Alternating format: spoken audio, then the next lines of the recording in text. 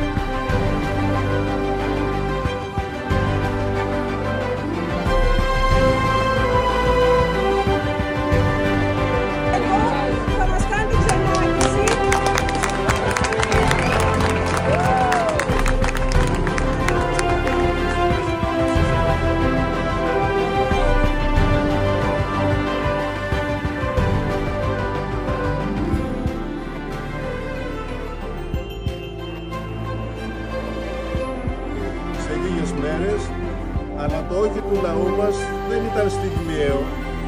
Διήρκησε στη διάρκεια όλης της κατοχής και η αντίσταση που εκφράστηκε με πάρα πολλούς τρόπους του ελληνικού λαού έφερε και το αποτέλεσμα και των υπόλοιπων λαών βέβαια σε όλη την Ευρώπη στο να ζήσουν πια οι λαοί ελεύθεροι, χωρίς την ξένη κατοχή, χωρίς του στρατοπέδου. Από αυτό το στρατόπεδο εδώ ξεκίνησαν πάρα πολλές εκτελέσεις.